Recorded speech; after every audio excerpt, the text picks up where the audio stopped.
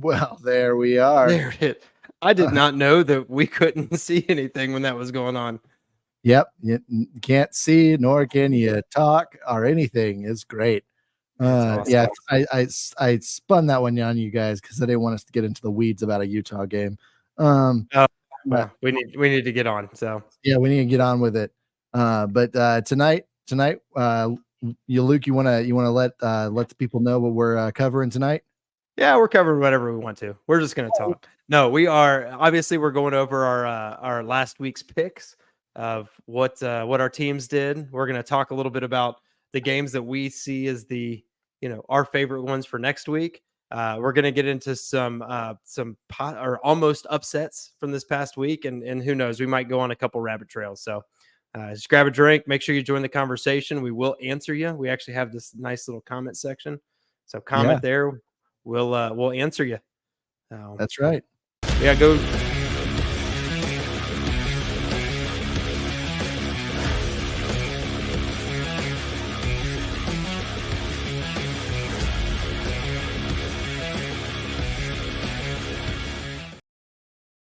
Oh, there we go. And we're back. We're back. So yeah, this week was fun, man. Oh man, it was so much fun. It was so much fun.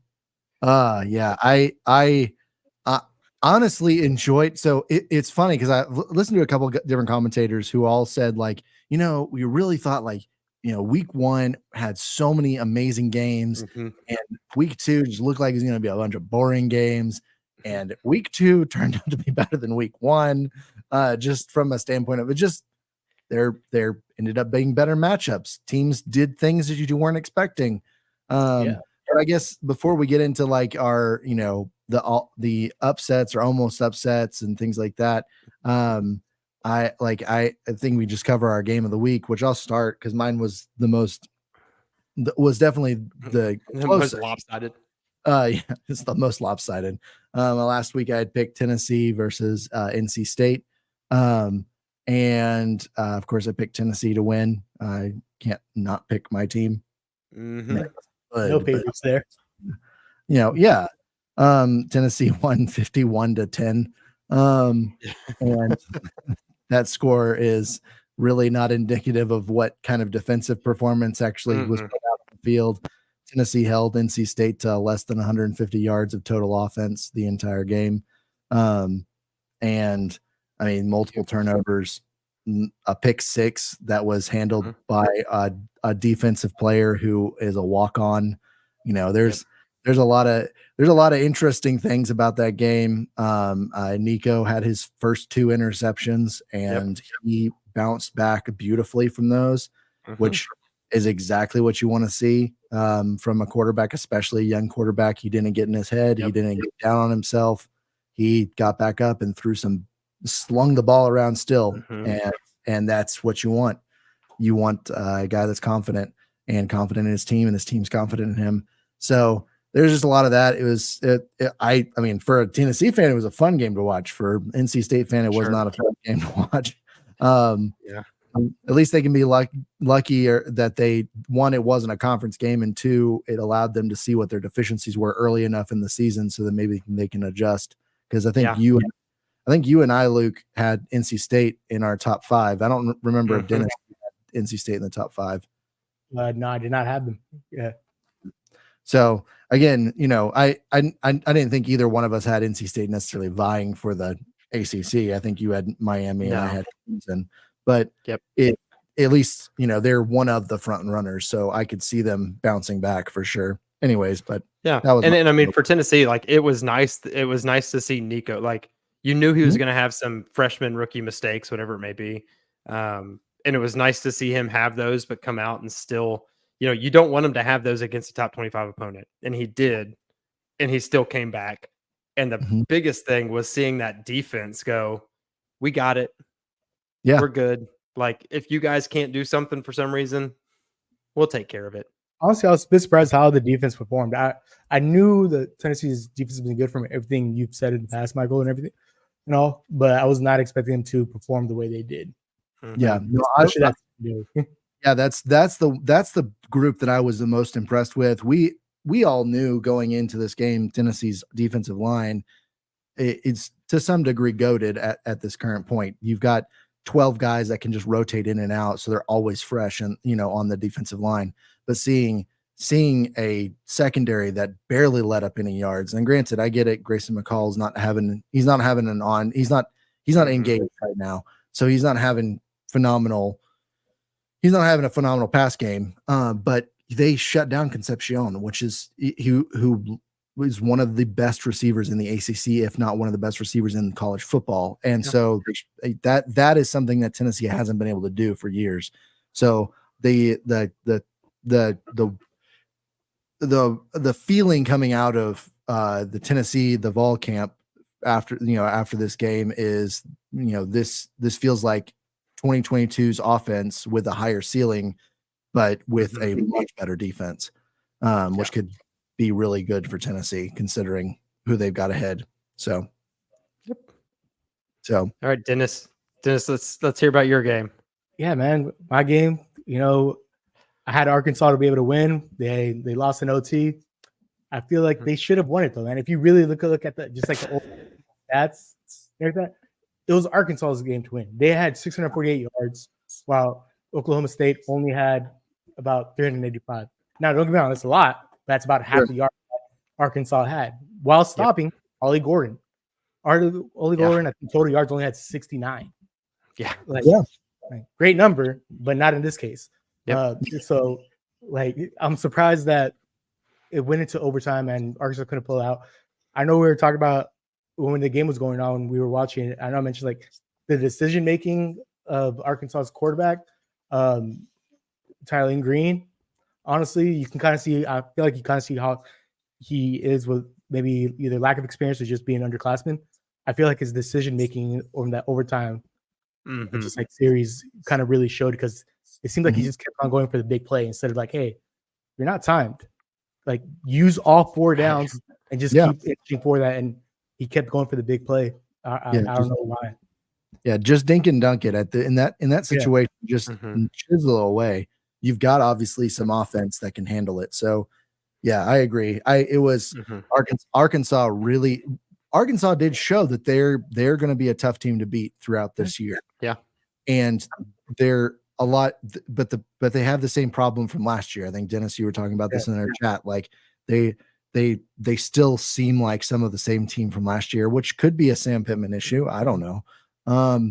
But the fact that they just basically beat themselves, like Oklahoma State was poorly coached in that game. And when, when Arkansas looks better than you do on the field for the majority of the game, that's especially with the team that was arguably the worst in the SEC last year, Vanderbilt. That says something. So, and Vanderbilt's not the bottom of the barrel anymore, or at least not yet. No.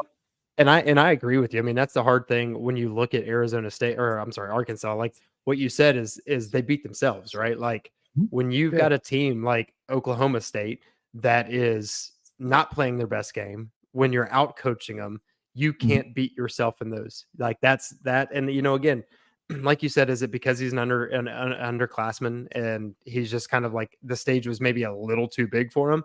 Maybe. But at that point, that's when the coaches have to step in. So that to me is a coaching thing where you got to step in and just be like, hey, man, listen, like you said, you're going for these big shots. Not right now. This is not the time. Like if it's there, go for it. If not, drop it down, Like, I don't know if he felt it more on his shoulders because either the significance of the game, as you were saying, Luke, or the fact that I know the running back Jackson, I believe he either got hurt during regulation or overtime, but he was like limping a bit. So I know they couldn't just feed him the ball because even he was averaging over 6 yards a carry. Right. He had three TDs in the game. So like he basically was unstoppable himself. Yep. So maybe it's just too much to handle at the end of the day. And again, pressure builds, man. Like at the beginning of the game, like you start playing well and you're like, man, this is great. And then all of a sudden you get into that first overtime and you're like, oh my gosh, like we could do this. Like that's the thing, especially when you get into those overtimes, like your body's tired, you're mentally tired, you're going longer than you normally do. Like it's easy to break down. So I think that pressure may have just gotten to him. Like I think it's not even just because of that. They also did a couple field goals during regulation, lost fumbles. So it's like small little cues like that. Obviously, if they made those one of those field goals, they would have to go to OT. But hey, they couldn't finish it off even extra time. Nope. Well, you talked about a running back, one of the top running backs in the country that got stopped. Yes. I had a running back that's one of the tops, I think the top in the country, Sure. who didn't get stopped. Yep. I chose obviously Boise State, Oregon. I was very, I chose with my heart and said that Boise State was going to beat Oregon. This close. Let's be real. This They close. technically did beat Oregon. In almost every metric, they beat Oregon. Every metric they beat Oregon. I mean, like we said, or like we in our chat when we were talking together, that was a bad targeting call away from a Boise State victory. Ashton Janty, 25 carries. I think he had 190 something yards, like 92 or 3, and another 3 touchdowns. This guy, I think if he keeps up the production that he has, which is very possible considering how much they're going to lean on him, he's going to be in New York at the end of the year. I think this is an interesting thing. I mean, coming into this season, Oregon was the team that was, minus like Texas and Georgia and Ohio State and some of those teams that everybody kind of talks about perennial every year. There we go. That one's easier to say. Oregon has been a team that this summer, you get Dylan Gabriel, you get some of these big names, and everybody wants to talk to him. Everybody is like, oh yeah, let's pick the bright shiny thing. And they proved today, like, they're not meshing. There's something going on with Oregon, and it's horrible. Like, I don't know what's going on with them. They should have been, hey, the best damn pod in the land. What is going on, guys? Out there. But I don't know.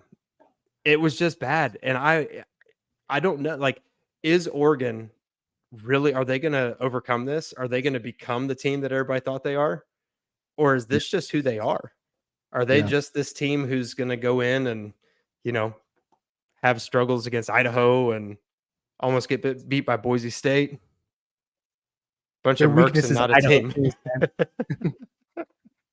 I mean, it's a fair question. And I'll tell you this, we've seen 2 games where they weren't a team. We've seen 2 games where arguably the best, or what many people said was the best quarterback in the nation has not looked like the best quarterback in the nation.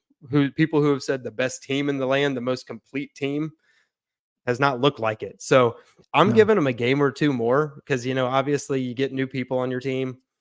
Maybe they just haven't gelled yet. They've got some great receivers. Yeah. But if this goes on another couple of games, you really got to start kind of looking at the production on the field and go, they are what they are. Yeah. Well, and that's the thing is, I think like when we were doing our video a couple weeks ago where we were picking our top 5 Big Ten, we all were like, well, or it's kind of a toss up. It feels like right now between Oregon and Ohio State, because you just don't know what's going to happen right now. It really doesn't feel like that at all. It really feels like Ohio State's just going to run the gambit and that's going to be fine for them. This is something that I don't like to do, but going back to that Big Ten or top 5 Big Ten. Yeah. Dennis had USC in there. He did. I did not have them in my top 5. And no, I would say went against me. We both went against you. And I would say that USC is almost looking like the number 2 team there. They're almost looking like that second pick. And I mean, again, we'll see. Let's see if Lincoln can keep it together for, more than a couple games. But I mean, their defense looks good. They played good against LSU. So I mean, I put Nebraska as number 5, and I mean, Nebraska's doing well right now. I don't think that they're going to be vying for. I've really been impressed by Nebraska. I've really been impressed by them. Yeah, he's got a good head on his shoulders for a freshman, and so it's just once they get into conference play, I think we're gonna see more of who they are. But Luke, you dealt with, unfortunately, a potential upset. Yes, your game of the week was a potential upset. There were a lot. Should have been an upset.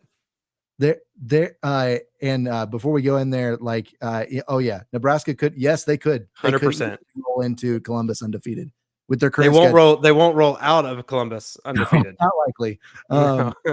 Now you guys need to watch out for them next year. I'm just saying, That's okay. They could be pretty good next year. That's a next year problem. Ohio State's always has a problem. Maybe next year. Maybe next year. But they know how that feels. I feel like they're very suitable to answer that question. Listen, as a Tennessee fan, I always know it's always next year. So, as a nobody fan, you don't know what you're talking about, Dennis. Yeah, I don't exist no more. But no, there was a bunch of potential upsets that we were dealing with this past, and obviously Dennis and Luke, you both talked about too. Like, what were some of the other ones that kind of like popped up on your radar, like while we were what's going to happen? This could be potentially like really, really bad for one particular team. I mean, the one that really kind of stood out to me was Penn State and Bowling Green. I just was not expecting that at all. I mean, I guess I could have expected it because Penn State likes to underperform in places they shouldn't. Yes, and that's the hard thing is like the Penn State Bowling Green. That was the one to me that was the biggest. Like, I'm watching it just going, really? Sure. Like, it's a very interesting thing. We talked about Penn State a little bit. I can't remember. I think I had them 3 in my top 5. Same. The thing that has blown my mind is they got one of Ohio State's former receivers, Julian Fleming, and they have not used him.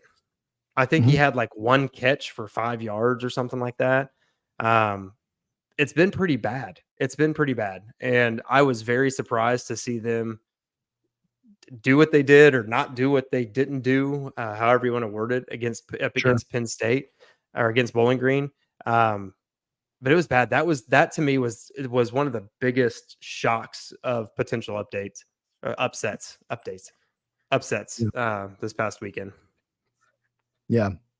One of the other ones that I actually was on and off watching because it was happening during the game that I wanted to watch. But I was consistently just checking back on it, like down to the wire, was Alabama and South Florida. Alabama looked terrible, terrible all game except, and then it just required South Florida to finally run out of steam. Yeah. And then Alabama was like, all right, now I can turn things on. Let's turn up the heat now. And it's again, this is where you start seeing depth become a thing. You see these teams, you see a team like USF that plays, 3 quarters strong. You got ones-on-ones. They're able to kind of compete with them. As soon as you get into that fourth quarter, late third quarter, late fourth quarter, all of a sudden, you can't hang that, the whole game with them. But that one was, and again, kind of the same thing. Alabama, we know that they've got a new coach. We don't know who they're going to be. We know their past. We know who they are. We know the history that they've got. Sure. But is this kind of game going to be something normal? Are they going to play down to this type of competition, even with the elite teams that they have, the elite players that they have? We'll see. I mean, I wouldn't even say that they played down. The USF gave them a run for their money even last year. So I feel like for some reason USF is always like they're getting closer and closer to getting upset. Do they play next year with them? I feel like that could be their chance. Yeah. Well, possibly. Yeah. Yeah. We're gonna go ahead. No, I was moving on. Yeah. Just go ahead. And I was going to say the other one, Oklahoma against Houston. Sure. Oh yeah. Yeah. Bad. Talking about down to the wire. Yeah. That one was bad. They were missing Gabriel on that one. Yep. Yeah, they were. You guys are totally right though. The talent of the depth charts went out in those games 100%. Every single time. Yep. Oklahoma was definitely missing Gabriel, but at the same time, like, it didn't seem to matter. Like their defense wasn't looking good either. And you look at the press conference afterwards and stuff like that, where you've got Venerables who is blaming he's blaming injury and stuff like that. And everybody else is like, well, every team deals with injuries. I don't know why in the world you're acting like you're the only one that does. I personally am fine. I'm glad that OU did not lose that game. I also hope that they don't lose against Tulane this upcoming week, even though that one's even more up in the air. Because I really would love for them to be resting on their laurels when they play Tennessee in 2 weeks. You're really shooting for that strength of schedule right now. That's right. Yeah, well, that's right. I don't really care about that. If Tennessee goes 11-1, strength of schedule doesn't matter. True. So, but it's that there's just so many really crazy little tiny potential upsets, but then there were some actual upsets, like some legit upsets, probably one of the biggest ones was like South Carolina at Kentucky.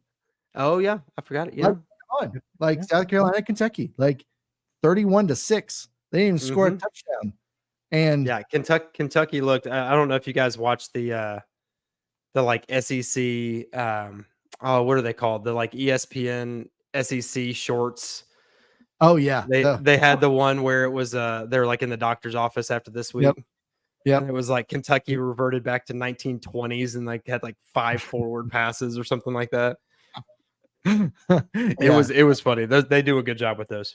It was funny too to see Michigan in an SEC short. They were really having to, but it's because they got just beat up by a pretty awesome SEC team. I don't know, the way that Michigan fans are, that was an upset. Yeah, I mean that was a big for upset. what was coming into the game. Yes, it was an upset because for one, Michigan was at home. Two, they had I think a 28 game win streak. It was 23 or something. Yeah. So oh, you said that wrong. It was 23 game cheat streak. 23. So I mean, they had a win streak of over 20 going on. Cheat streak. Yeah, I said over 20. So I can see how it could have been seen as an upset, a major upset, but they just lost majorly in the game. That's all really got me. It's been really funny to me. Obviously, being Ohio State, the best damn pod in the land, they know about it. Michigan fans, since this summer, have been talking about how this is not a year they're repeating national championship. They're going to repeat. Their defense is coming in. We're not losing anything. We're just reloading. We develop the level of delusion. That's the level of delusion is high with those folks. Yeah. But the funniest thing to me was after all that delusion, it wasn't even, the game wasn't even over before they started posting we had 13 draft picks. We had our head coach leave. We had our defensive coordinator leave. We did all this stuff. All the excuses. And all this, it's wait. No. That doesn't matter because it doesn't matter if they use Connor Stallion. That does matter. True. Obviously, we've seen the difference with that. Well, he didn't have a good outing in his first chance as head coach either. He lost 60-0. Yeah, which doesn't surprise me. I don't know if there's any rules about advanced scouting in high school. Probably, but they probably don't care about that up in Michigan. Michigan's kind of an area that's known for cheating. Speaking of people in Netflix documentaries, Netflix was actually had a crew at the UK game, the South Carolina. Did they really? Game. Yeah, they were following.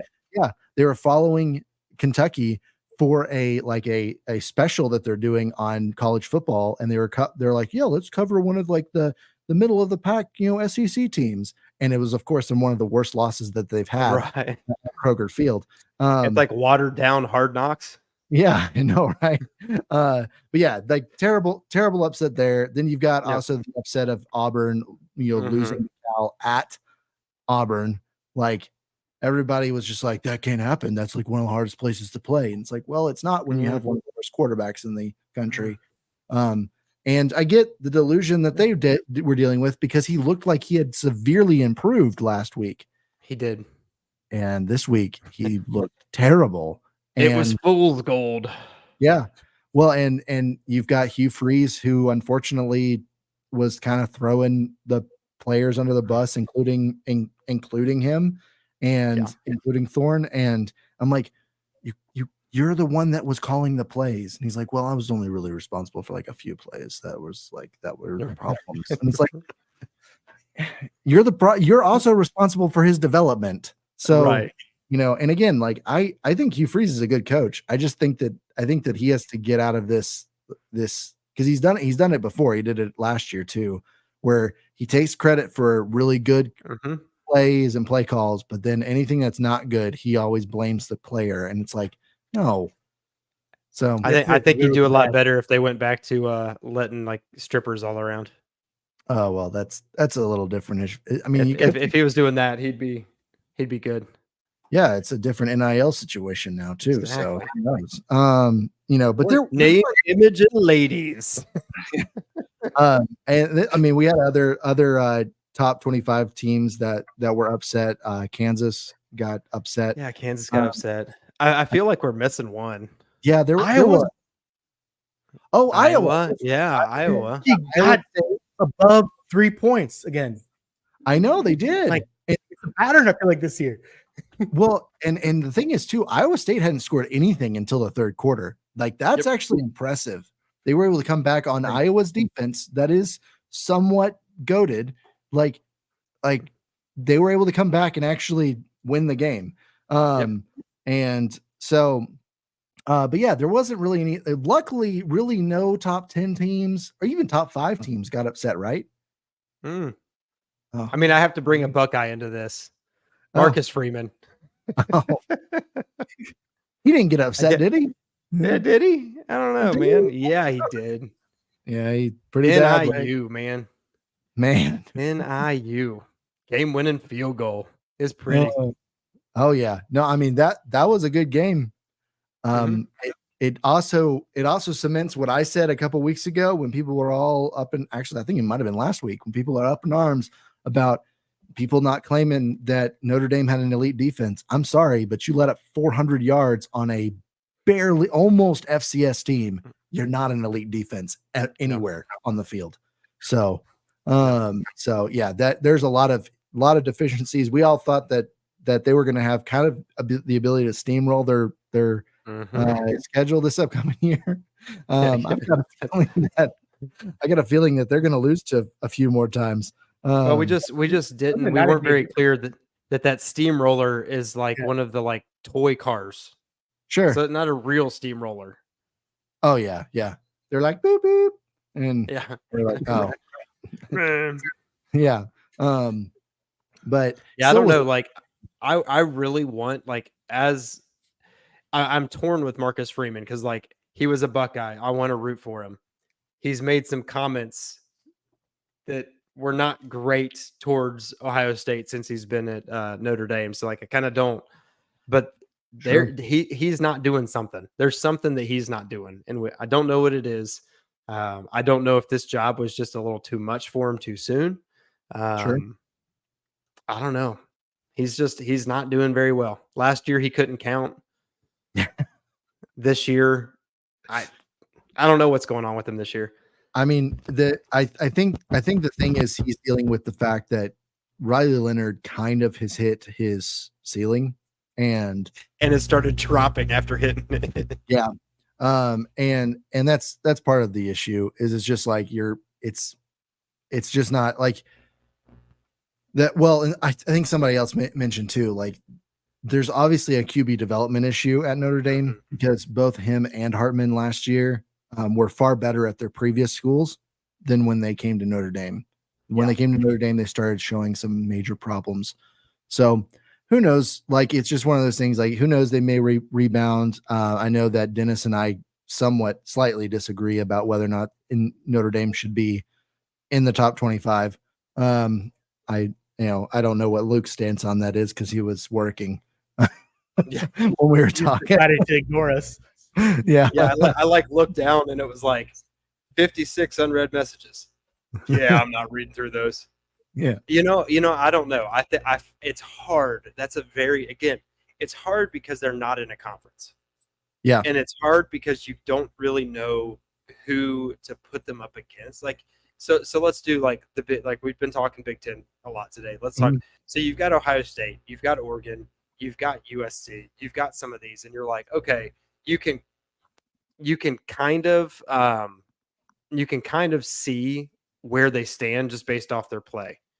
Sure. With Notre Dame, you can't do that because you have to look at their schedule and say, okay, how are they playing based off the schedule that they've got? Yep. And when you don't play in a conference, you don't know how to do that. You don't know how to gauge them. Yep. They are going to be a tough one. They're going to be a really tough one. I don't see them making it to the playoffs this year. If they're not going to get into if they're not going to, since they don't have a conference, I should say, then I don't see them doing much else. I could easily see them drop out of the top 25. Sure. Maybe not now. Maybe this is they dropped because they were what, 5 in AP. Yeah. I could see them dropping to 15 to 20, somewhere in there. But then as the year goes on, I could see them falling out. Well, right now they're what, 18? Yeah, they're 18 right now. Okay. And I mean, if they play like they played at versus NIU, then yeah, they're going to be out of 25.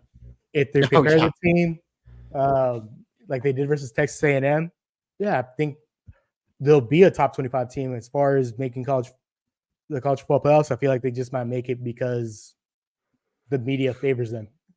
Like either they know there's going to get a lot of watchers because they hate watching or anything like that. Besides the regular, just college football fans just wanting to see the playoffs, it just adds to it. Sure. Yeah. Well, and that's what I hope it doesn't become. Like that's the 12 team. Like that's the hard part with the 12. I like the 12. I like the 12 team playoff. I think it's a good number. What I don't want it to become is a popularity contest. I don't want it to become a numbers game of, oh, well, Notre Dame didn't earn it, but they're going to bring viewers. I want it to be, hey, NC State or whoever it may be, like gets this legitimate chance to come in and do what they want, do what they can do. So I hope that doesn't happen. When Notre Dame was like brokering their deal, it wasn't like, hey, we get 10 wins and we automatically bid, right? Right. No. Okay, just making sure because they find a way. They just have to be in the top 12. They have to be in the top 12. They cannot get a top 4 because of the conference thing. So they can the best they can do is 5th. But they have to be in that top 12. So yeah, there's no automatic bid. They just I don't see them getting in. They're not going to be in that top 12. Yeah. So no.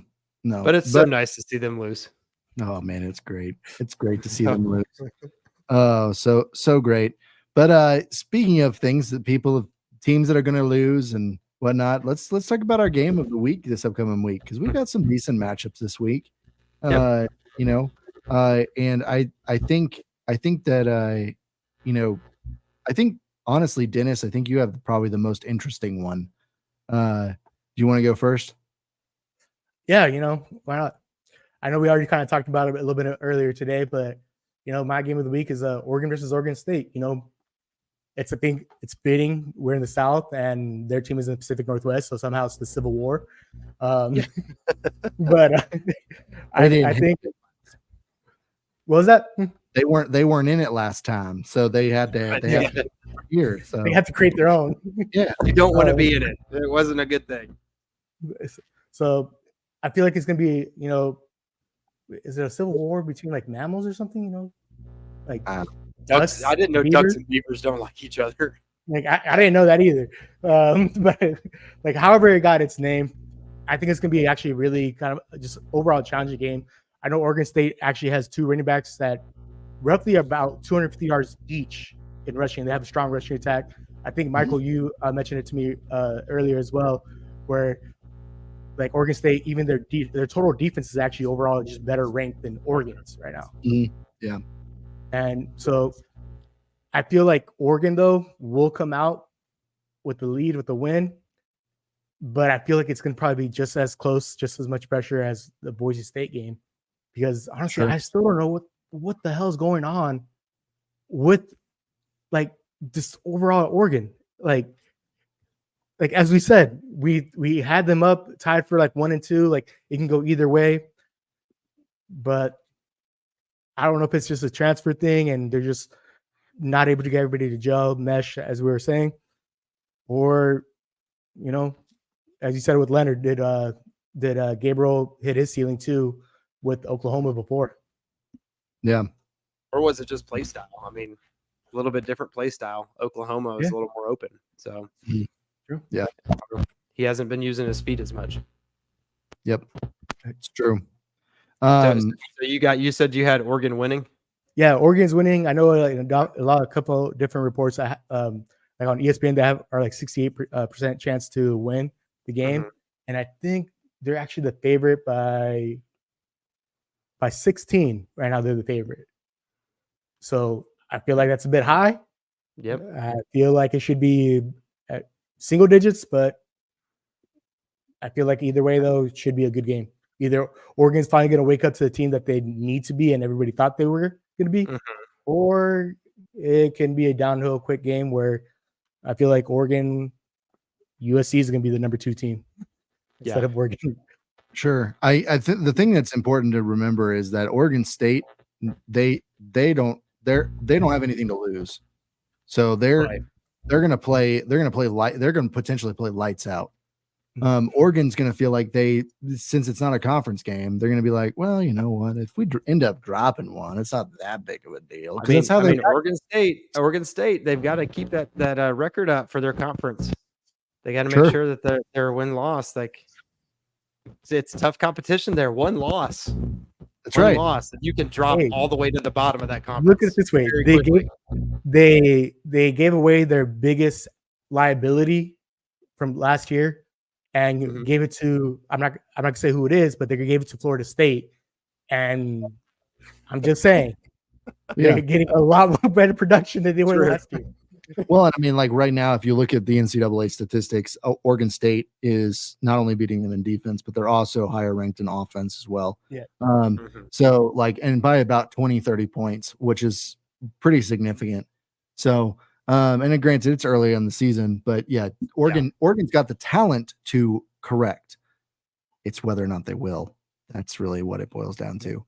But I'll go into my game of the week. I'll let Luke finish it off for this week. But my game of the week is one that a team that I've had some fun conversations with on the socials about the fact that they've given me some flack because I haven't considered their team elite yet, and that's Mizzou. So Mizzou is playing Boston College. I think after this game, if Mizzou can pull out a decisive win, I have no problem with putting them in that same ranking of elite.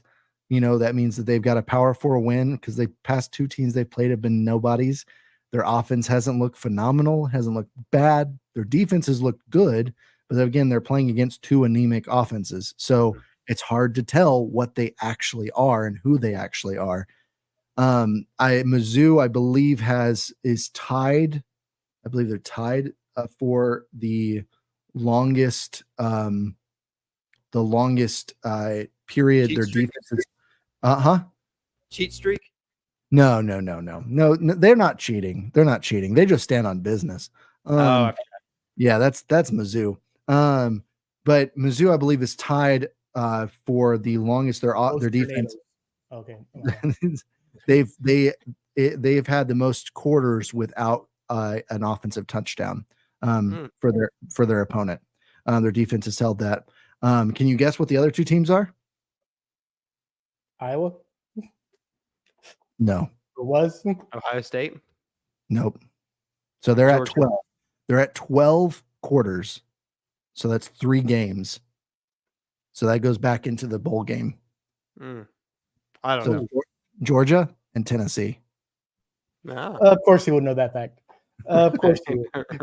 That all make. I'm like, wait, that's a really random fact to know. It actually now makes sense. Until I was watching the NC State Tennessee game and the announcer brought it up. I was like, oh, well, that's interesting. So Missouri may be able to handle that, like maybe able to extend that lead. That'd be great. I know Tennessee should be able to extend that lead. They're playing Kent State this weekend. But and even Georgia just playing Kentucky this weekend, so I think they're going to be okay. I don't know. But Kentucky might be mad. That's true. They might be mad. They may score one touchdown. That's right. But I will say, like, this is also not a Boston College team that I think we all expected them to be going into this year. They are much better than we expected them to be. And I don't know if we've seen everything from them that we're going to see this year. I think they're going to give them more fits than they're expecting. So in this, I'm actually going to pick Boston College to pull the upset. They're right now a 16-point favorite or 16-point dog against Missouri. But I think Missouri they haven't had to test their mettle yet this season, and doesn't matter how much business they stand on. I got a feeling that Boston College is going to be more prepared going into this game, and it seems like they play really well going in as the underdog, and they have no problem with playing in a hostile environment either because they just whooped up on FSU. So Boston College is my pick. Okay. Yep. So that leads to me. That leads to you. Leads to me. So I'm actually going to go with the Arizona Kansas State game.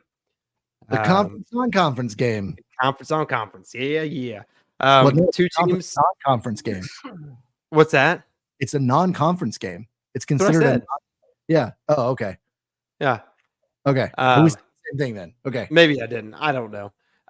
Either way, I'm going the Arizona Kansas State. I think I really like both of these young quarterbacks. Yeah. Obviously, I've talked a lot about Noah Fafita over the past year or so. Sure. I think that he's great.